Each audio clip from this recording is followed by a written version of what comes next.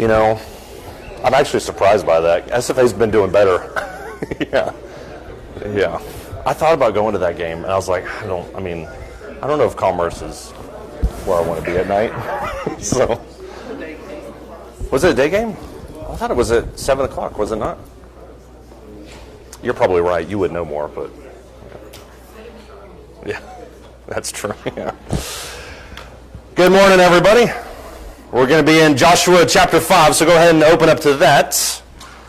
This will either be a very quick class or a very long class, and primarily because I know when you talk about the captain of the host of the Lord, which is what we're going to be discussing as we open up this morning, and then you move into the story of Jericho. One of those has a lot of conversation. One of those, there's a lot of people that know a lot about Jericho. So I would encourage a lot of participation in this. We're not going to be covering nearly as big of a section as we did last week. Last week we covered, I think, 2.5 chapters. This morning is all about Joshua 5:13. There's a few verses there, and then we'll pick up with the story of Jericho in chapter 6, but there's obviously a lot to deal with in both of those chapters. Before we get started, I will ask Paul to lead us in a word of prayer.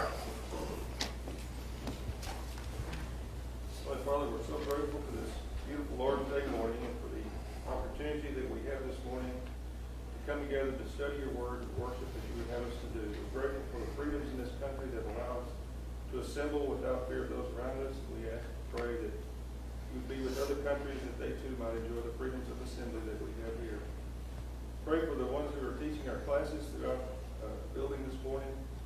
We ask that they would have a ready recall of their lessons and that they would be able to present the information such that we students can readily understand what's being taught and make application as we need to our own lives. We ask a blessing upon those unable to be here.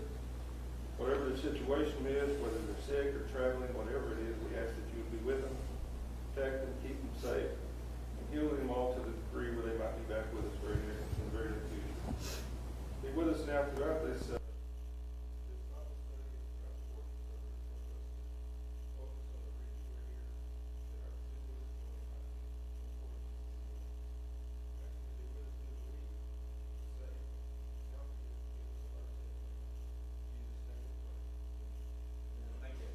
Since we did discuss so much last week, we'll do kind of just a brief recap. What happens in Joshua 3, 4, and 5, verse 12? What happens in those 2.5 chapters? There's a lot that takes place. Or it's just a lot around one singular event, depending on how you phrase it. What happens in those chapters? The crossing of the Jordan, exactly. Why is that significant? Because normally you could just put that kind of in half of one verse. The people crossed the Jordan and that's it. Why is that a significant section? What's that? Yeah, he dried it up so they could walk across on dry land, which is significant. It's not as big of a deal as the other major one that you see in Exodus, because, at least from a physical perspective, because obviously the Jordan is not nearly as big as the Red Sea. It is important, though, for other reasons. Why is not the parting, why is the drying up of the Jordan so they can walk across it important? Go ahead, Paul.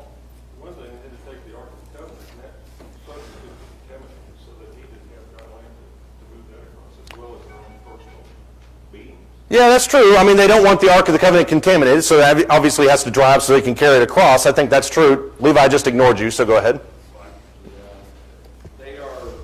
They are beginning the fulfillment of one of the promises given to Abraham many generations prior of his people, his descendants taking over this land. Right. It's something that they should have started 40 years before this. Right. Yeah, I mean, aside from the spies, this is the first time you have Israel as a nation that steps foot in the promised land in 400 years. And so you're talking about the fulfillment of promise doesn't just date back to Moses, but dates back to all the way to Abraham. So you're right, 400 plus years in the past. So it's a pretty big deal.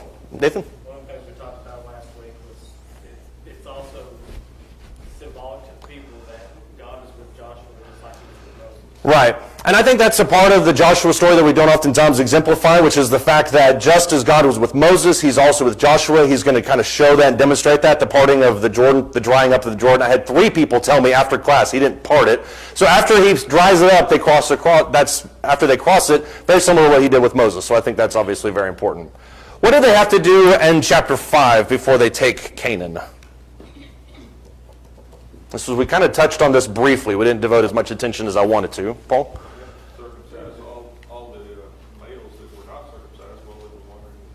Yeah, they had to circumcise all the males that weren't circumcised, and that kind of shows a lot about the nature of the wilderness wanderings. You would think to yourself, well, they're just going to follow it because Moses is in charge. It shows that maybe they weren't as diligent as they should have been. At least that's one of the arguments you can make. What else did they do in Joshua chapter 5, verses 1 through 12? They had to consecrate themselves. That's the big theme, but what's involved in that?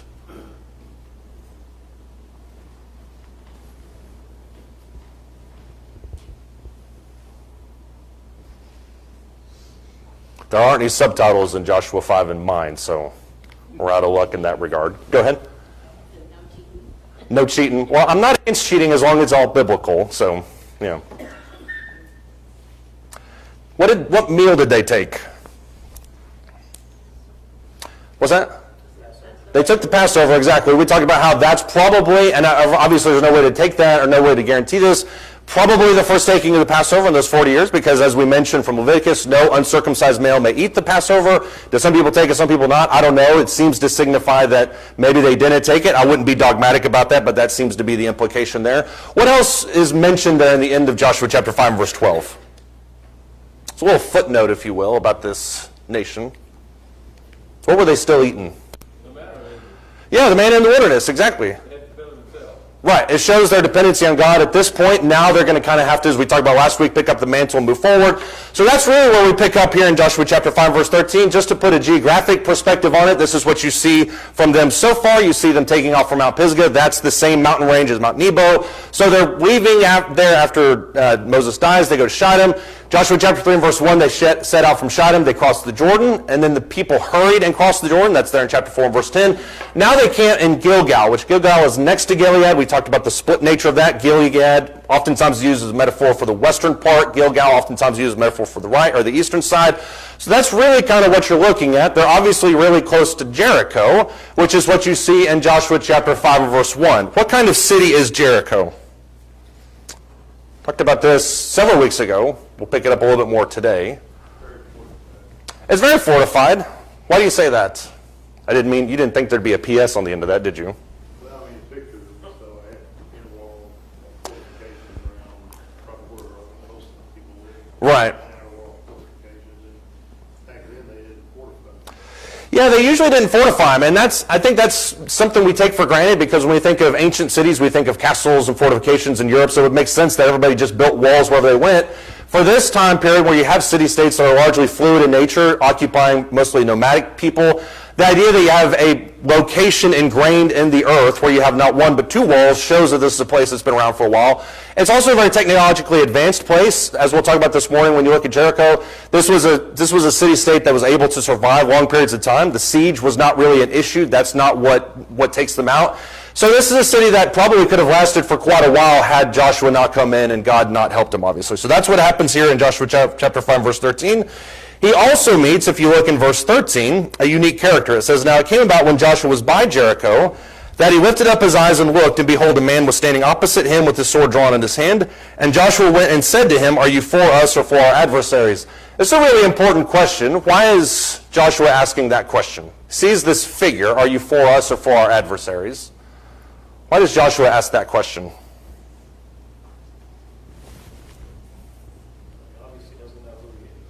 Yeah, he doesn't know who he is. Probably there's something different about him if I were just to kind of shoot that one out there. Are you for us or for your adversaries? I would argue that he notices that he's probably more powerful than your average soldier. It's not just some random guy that's wandering around with a sword in his hand. It also shows some forethought on Joshua's part. He's not rushing in one way or the other. Yeah, Joshua he's not making assumptions about it. Yeah, I mean, he could very easily just make assumptions about it. Paul?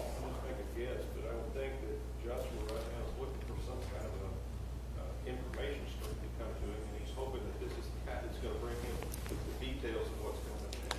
Yeah, Jericho's a pivotal moment in the conquest of Canaan because it's obviously the first fortified city. It's also the gateway to all of Canaan. So as he approaches Jericho, maybe he's looking for some kind of sign, some communication, something from God to tell him exactly what to do.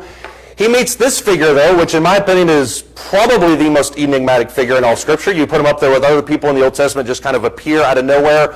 How does he identify himself in verse 14?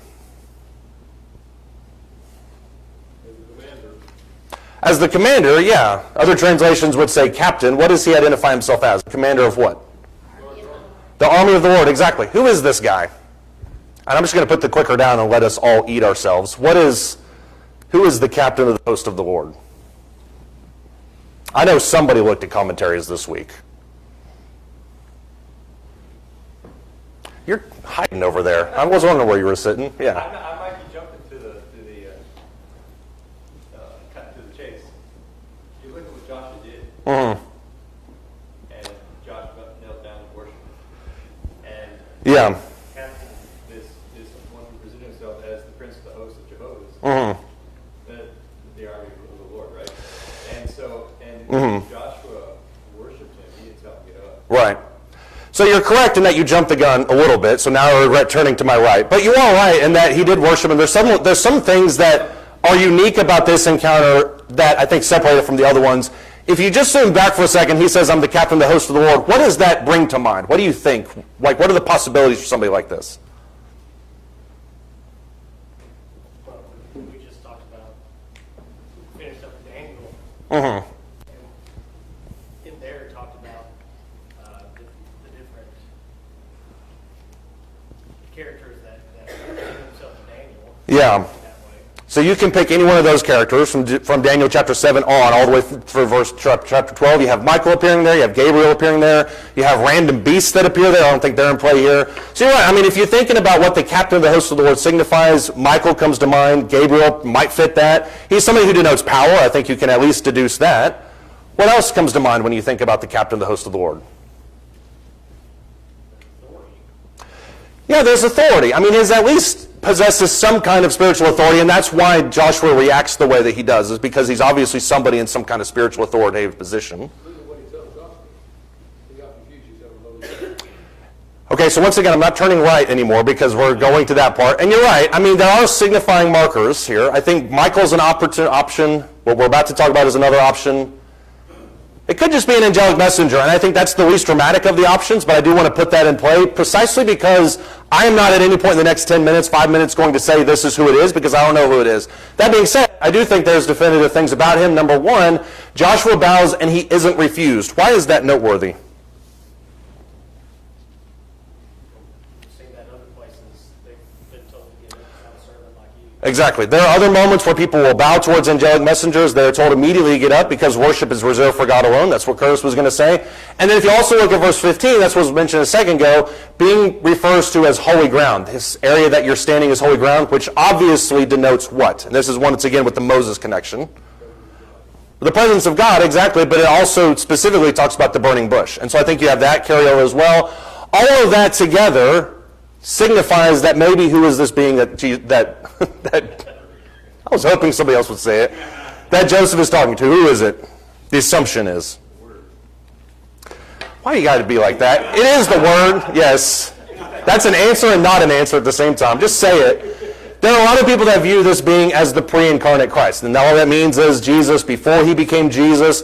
There are other mentions in Scripture where it seems like this is maybe who they're talking to. For instance, if you look at Daniel chapter 2, or Daniel chapter 3 rather, with the being that walks around, people say, well, that's Jesus because Nebuchadnezzar says he's like the Son of God. I don't think there's any evidence there to signify that what he's talking about. You also have the mention in Gideon that it has an angelic messenger. We'll talk about him here in just a second. But it does seem to signify somebody who carries extra special weight. Levi, go ahead. Just to add very small color to that, the translators of the version that I'm reading from. Yes, yeah. In verse 13, they actually capitalize the word man. Man stood, and that's not utilized in anybody but a holy being. Right. Yeah, and of course, obviously, that's, as you mentioned, that's added by the translators, but given the way of the contextual evidence from those people, they think, well, this obviously signifies somebody of deity. You can never see that in Scripture unless that's who the translators think it is. And obviously, we have hindsight here, but we also have Jesus and the lead up to the crucifixion. Mhm. He could call forth hosts of heaven. And so he has that.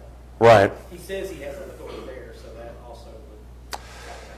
That's true, and Joshua wasn't privy to that information. And neither was Peter, obviously, in that moment, privy to that information. But you're right, Jesus does say, I could call 10 legions of angels, not 10,000 angels. He could call 10 legions of angels to destroy the world if he wants to. So that does point more towards this. What was this being's purpose? Let's dial it back a second. What was this being's purpose in showing up here? More for reassurance to, let Joshua know that, Lord is on your side so far. You can say that, and I have no issue with that, the reassurance that God is on his side. That's something that it seems like God has reiterated several times in Joshua so far, does it several times in 1, does it in 2, 3, 4, so you're right, yeah. This feels very much like this. This is the kind of markets to the idea that we use for necessary inference in Scripture. Right. Like, Philip and the Ethiopian eunuch. Mhm. Whenever he preaches Jesus to him, Mhm. after the Scripture conversation, and then suddenly we're not privy to that exact verbiage, right? Used, but then suddenly the Ethiopian eunuch says, "Well, here's water. What hindered me from being baptized?" So basically, the inference is obviously part of that preaching was that you need to be baptized and saved for your sins. Right. Well, this figure appears. You have this dialogue. You don't have a copy of the dialogue, but other than Yeah, there's not a note taker nearby, yeah. right. And then suddenly Joshua springs into action. So the inference there is that this instruction was given. This being. Yeah.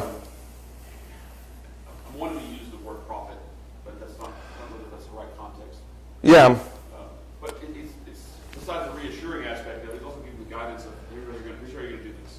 Yeah, I mean, you mentioned inference, and I think inference is a good way to put this. I would use it, I don't know if this is the direction necessarily you were heading it specifically with that, but I think if you look, for instance, at Joshua chapter 6 and verse 2, the continuation of this conversation, in my opinion, happens here in verse 2, where it says, now the Lord says to Joshua, see, I've given Jericho into your hand. So whether or not that's a continuation of this conversation, or this being just appears and verse 13 or verse 15 happens, and then they move on to something else, to me, chapter 6, these instructions, those first 5 verses which we're going to read, seems like a continuation of the conversation at the end of chapter 5. I may be way off on that, but that's at least what I think you can infer from that. One of those unfortunate points where there's a chapter switch and there probably shouldn't be.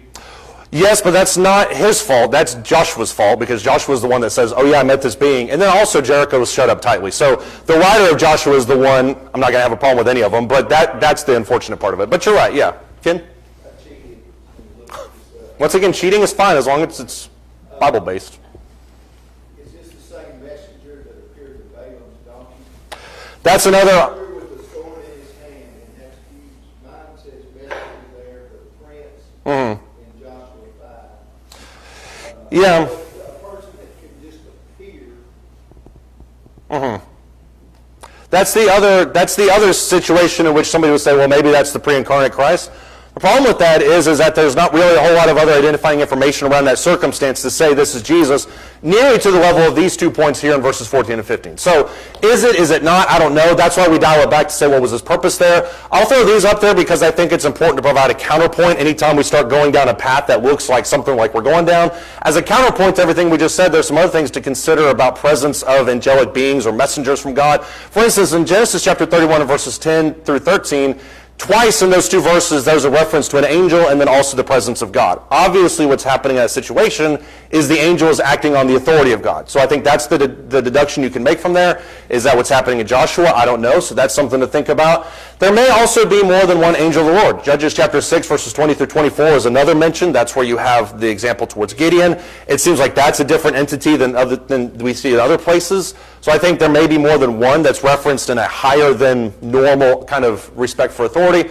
And then similarly to Jesus doesn't automatically identify the messenger of God. In Judges 13, verses 15 through 20, you have the presence of an angel towards, or an angelic being towards Samson's parents. Samson's parents say, well, we're going to sacrifice to you. Everything up until that point seems like he's talking to somebody of weight, but then that angel says, if you're going to make a sacrifice, offer it towards God. So he kind of pivots a little bit. So I think all these things are important to think about. Is it necessary to our salvation if this is Jesus or not? No.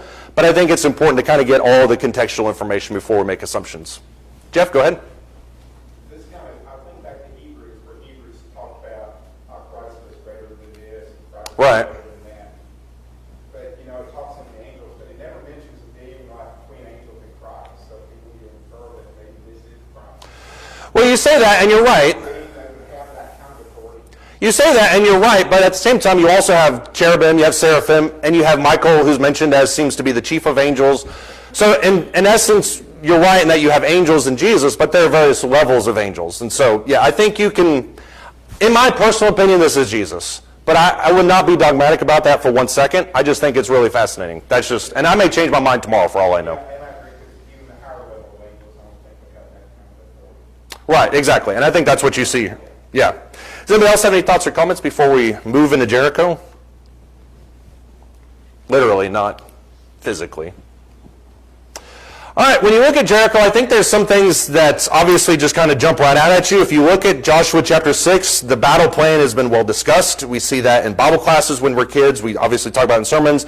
If you look at Joshua chapter 6, starting in verse 1, these are the instructions given by God towards Joshua. It says, now Jericho was tightly shut because of the sons of Israel. No one went out, no one came in. So that is not a comment on their fortifications as much as a readiness for Israel's approaching. I think that's important to point out. Verse 2, the Lord said to Joshua, see, I've given Jericho into your hand, with its king and all its valiant warriors. You shall march around the city, all the men of war circling the city once. You shall do so for 6 days. Also 7 priests shall carry 7 trumpets of ram's horns before the ark. Then on the 7th day you shall march around the city 7 times, and its priests shall blow the trumpets. It shall be, verse 5, that when they make a long blast with the ram's horn, that when you hear the sound of the trumpet, all the people shall shout with a great shout, and the wall of the city, as we mentioned several weeks ago, will fall flat, and the people will go up every man straight ahead. What is the taking of Jericho supposed to look like? This is really unique. You don't see this with many other towns, I would argue. How does this taking of Jericho happen? What's the process? Paul? I'm not sure what you're asking, but the process is that it's something that is completely transparent to anybody else, including people in Jericho. Because all they're doing is that they're marching around. You would think that because the city fell. So the process is directed by God, at the same time hiding the point from the people in the city. Yeah, it's interesting because and I think it's interesting that you mentioned the perspective of the people in the city, because as they're looking out at these people, they don't know the plans. They don't know what's going to happen on the 7th day. All they see is a bunch of people marching around, and here's the eerie part. They're doing so in complete silence, and I think that's eerie on its own level. So they don't know what's going to happen on the 7th day. They don't know the point of any of this. But as you mentioned, then once those walls fall, everything kind of goes crazy at that point. Go ahead. Notice the simplicity of it. Mm-hmm. No great wealth, the simplicity of it. Yeah. God's plan is simple. Right. It is simple, and I think what the meaning of that is the simplicity of it gives way to the fact that God's in charge and not the people. That's why you don't see this long siege that takes place. That's why you don't see any kind of great military tactics or an adventure or anything like that. The only way that Jericho could be taken is if God's in charge. And I think there's a very interesting parallel to this. If you remember in 2 Kings chapter 6, there's an occasion where the entire army of, I think, the Assyrians is surrounding Elisha. Elisha is not worried at all. His servant is very worried. Elisha prays that God would open the eyes of Elisha's servant so that he could see what God is doing. When his eyes are opened, what does he see?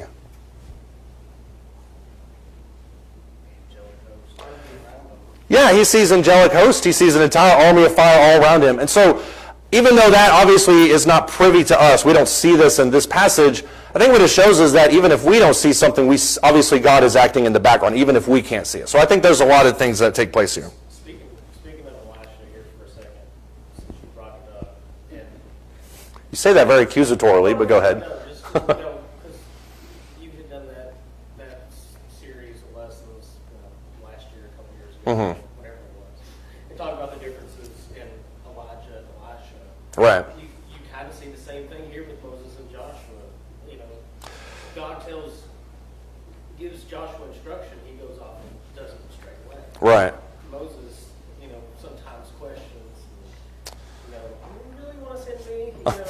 Yeah. But Joshua just goes, doesn't you see the same thing with Elijah and Elisha?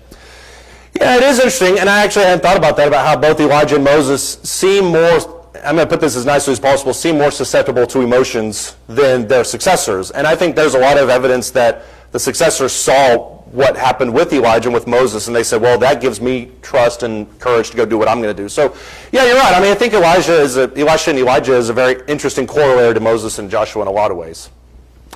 Obviously, as this situation plays out, we just mentioned it here, the walls fall flat. We mentioned this several weeks ago, that the walls just kind of fall flat. This is noteworthy because when you look at the way that Jericho is actually laid out, where should the walls go?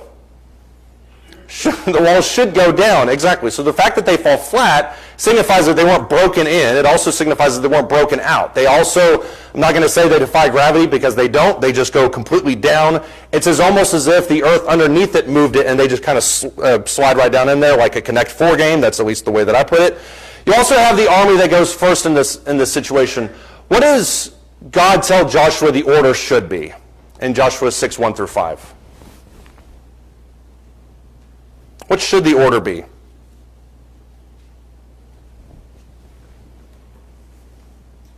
This is just a slight nuance of this chapter.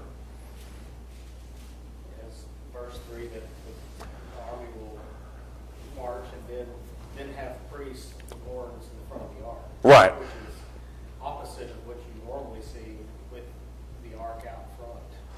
It is interesting. Yeah, you do see that. When you look at Joshua 6, 1 through 5, you think, okay, well, this is what's going to happen. If you look at Joshua 6, starting verse 6, the actual order is dictated by Joshua. The elements are there, but the order is dictated by Joshua. Look in verse 6.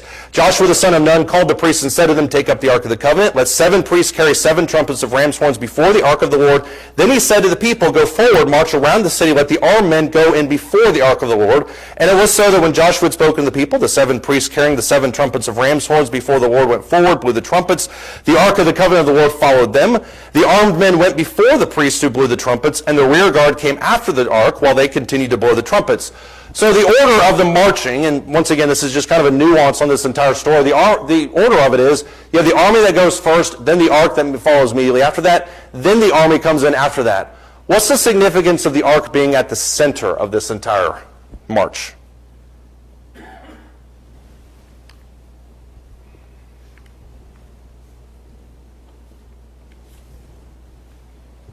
Paul, go ahead. Yeah, I'm just guessing, but That's fine with me.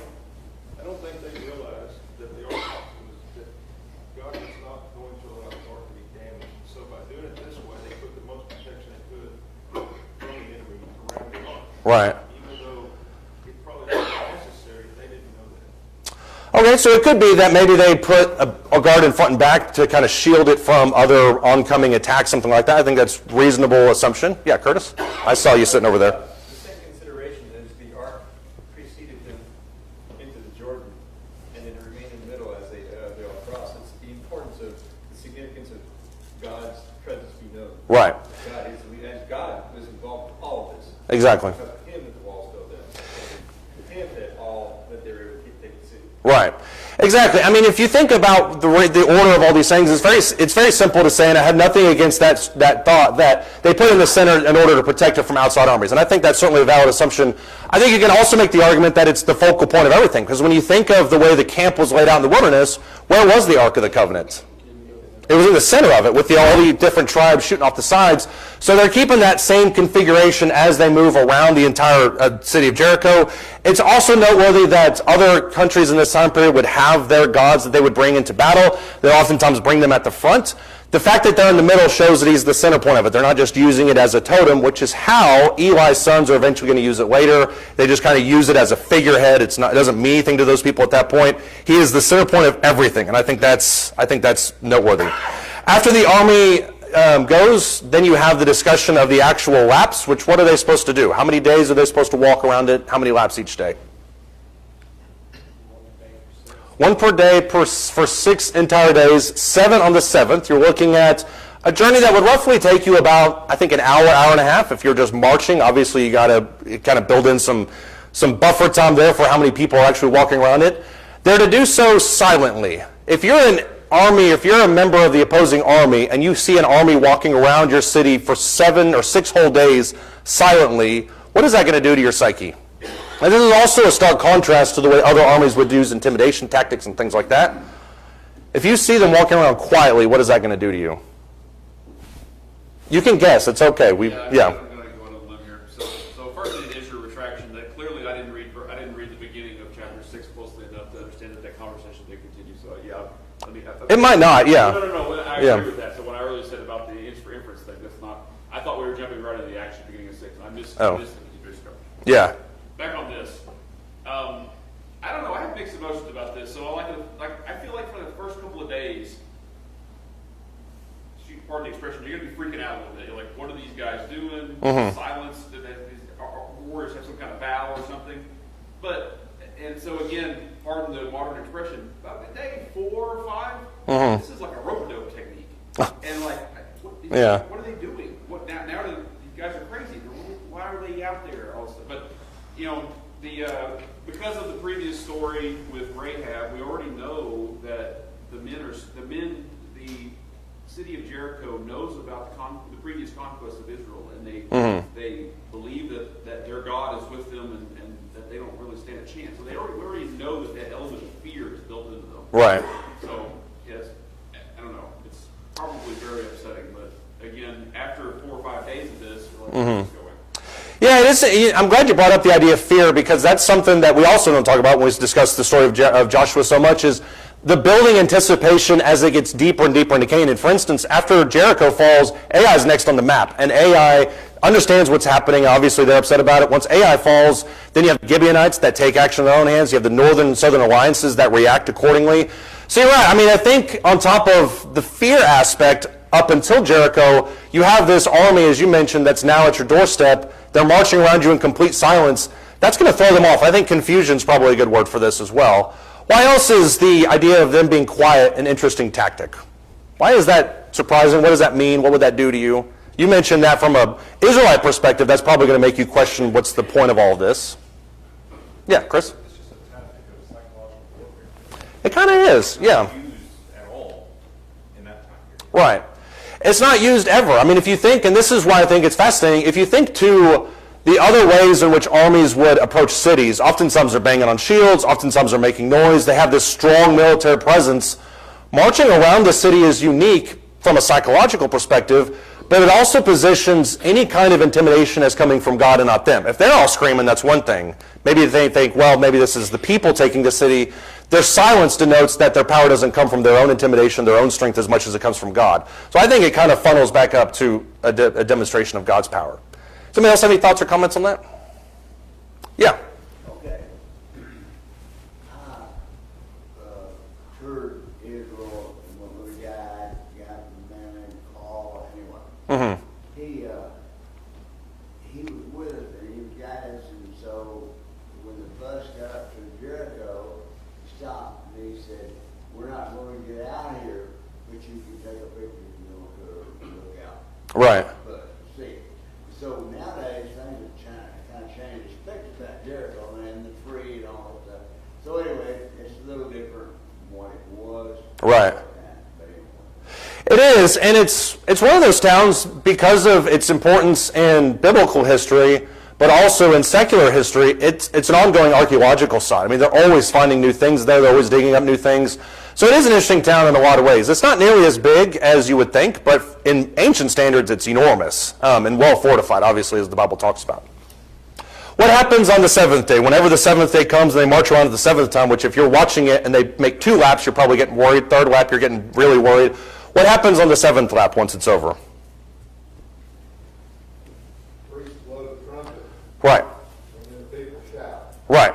There's a direct sequence that takes place, which is that the priests blow the ram horn, so you got that spiritual component, then the army comes up right after that, and then they shout. And that's where the fear comes in. That's where the psychological warfare, I would argue, comes in. If you look at verse 10, it says, Joshua commanded the people, saying, "You shall not shout, nor let your voice be heard, nor let a word proceed out of your mouth until our day I tell you, shout, and you shall shout." So there's that total silence. So he had the ark of the Lord taken around the city, circling it once. Then they came to the camp, spent the night in the camp. Joshua rose early in the morning. The priests took up the ark of the Lord. The 7 priests carrying the 7 trumpets of ram's horns before the ark of the Lord went on continue. They blew the trumpets. And the armed men went before them, and the rear guard came after the ark of the Lord, while they continued to blow the trumpets. Thus the 2nd day, they marched around the city, once returned to the camp. They did so for 6 days. Then on the 7th day, they arose early at the dawning of the day, and marched around the city in the same manner 7 times. Only on that day, they marched around the city 7 times. So that's the only day that they did it. At the 7th time, when the priests blew the trumpets, Joshua said to the people, "Shout, for the Lord has given you the city." This is exactly what happens in the very first, in the 2nd verse of this entire chapter. If you look back at Joshua chapter 6 and verse 2, God tells Joshua, I have given this city into your hands. Now Joshua is telling them in verse 16, shout, for the Lord has been given to your city. So that's the loudness, that's the noise that takes place. Immediately after this, in verse 17, now you start having the caveats. The city shall be, verse 17, under the ban, and all that is in it and belongs to the Lord. Only Rahab the harlot and all who are with her in the house shall live, because she hid the messengers whom we sent. Who are they supposed to save at this point? Take everything, destroy everything, don't spare anything except for one thing. Those gathered inside the say, apartment, if you will. Right. That has the red cord hanging out of it. Exactly. Rahab, her family, and everybody that's inside that tiny little room, which is once again yet another carryover, I would argue, to the idea of the Passover. So you have this, once again, this jockeying for, or this parallelism between Joshua and Moses. You have that taking place. This is why the archaeology that we mentioned a second ago was so fascinating about Jericho, is because when it says that the walls fall flat, they literally fell flat. They don't go out, they fall directly down. So you have that taking place. Archaeological excavations have found that the walls and floors were blackened or reddened by fire, which is important because Joshua specifically says to do what to the city? Don't just take it, but to do what? What's that? I thought I heard it. Burn it. Burn every single thing. From top to bottom, burn everything. So you have the walls and the floors that are now being run by fire. You also have this interesting, and this has been a relatively recent archaeological find. On the north side of the city, you have one piece of the wall that looks like it hasn't fallen. Now, whether somebody came by later and it built it back up as a prank or whatever it is, I think the general consensus is this was a section of the wall that wasn't destroyed like the rest of the wall. Which you read that, you think to yourself, what? Rahab, exactly. If you look at, right, her house was built into the wall, and so that's the part that's not going to fall. Look at Joshua 6, starting in verse 22. We'll jump a little bit ahead there. Joshua said to the two men who had spied out the land, notice the exact same spies that went in and talked to Rahab in the first place, go into the harlot's house, bring the woman and all that she has out of there, as you have sworn to her. So the young men who were spies went in and brought out Rahab, her father, her mother, her brothers, and all that she had. They also brought out all their relatives, placed them outside the camp of Israel. They burned, verse 24, the city with fire, all that was in it, only the silver and gold and articles of bronze and iron they put into the treasury of the house of the Lord. There's very specific instructions from top to bottom in Jericho, and I think that's one of the things that we have to focus on with this story. Number one, this is how you march around the city. This is how many times, this is how you do it, this is what you do.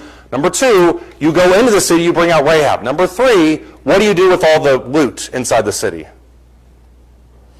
What's that? Well, you burn the city, but the loot, the silver and gold, what do you do with that? You put that inside the Lord's treasury. That's going to come in really important in the next chapter when we talk about the sin of Achan and Ai. That's all that important. So you have all these things that take place. When you look at the story of Jericho, and this is why I think it's fascinating, is it is an example of faith from top to bottom. Rahab is saved because of what? Her faith, exactly. The city is taken because of what? Their faith. All the things are destroyed. The city is destroyed ultimately because the soldiers followed instructions. They followed what God had said. And that's really what I think the story of Jericho is all about. Does anybody have any thoughts or comments? Yeah, Joe? Do you suppose that somebody from Jericho was out on the walls guarding it? I would think they were. Is there a follow-up statement to that? Yeah, why didn't they fire on them?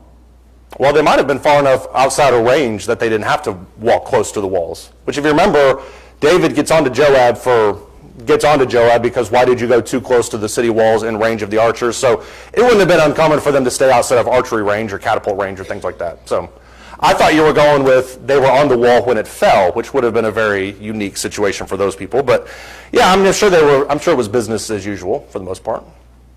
There's a little caveat at the end of this. If you look in verse 26, it says, Joshua made them take an oath at that time, saying, cursed before the Lord is the man who rises up and builds this city Jericho. With the loss of his firstborn he shall lay its foundation, and with the loss of his youngest son he shall set up its gates. What is not to happen with Jericho? What is definitely not supposed to happen? Don't ever rebuild it. If you do rebuild it, what's going to happen to you? Your lineage is going to be cursed, or, I guess more specifically, you're going to build it with the expense of your firstborn. Yet another Exodus type of illusion. So I think you see that as well. 1 Kings chapter 16, verse 34, this actually comes to fulfillment when somebody rebuilds Jericho. They lose their firstborn in the process. It's kind of one of those things that is unfortunate, obviously. It's a direct curse. It's a direct punishment. Don't do it. God said not to do it. They did it anyways. But you see Jericho reappear in the New Testament several times. Where do you see Jericho specifically in the Gospels? Well, Jesus was passing through there, but that's where he talked about the parable of the Good Samaritan. Yeah, Jesus passes through there several times, but he also discusses the parable of the Good Samaritan. In the parable of the Good Samaritan, it says somebody was going up to Jericho, which when they're going up to Jericho, what does that signify? Change in elevation, not north to south. Exactly. So when you're talking about a city like Jericho, not only is it well fortified, but it's up on top of a city, and you are up on top of a hill. You have the ability to look around and see quite a bit of real estate outside of it. So it's a very significant city, one that has been destroyed and rebuilt several times before Joshua shows up, and also has several times after that. Jump back to verse 17, because this is what we discussed very loosely.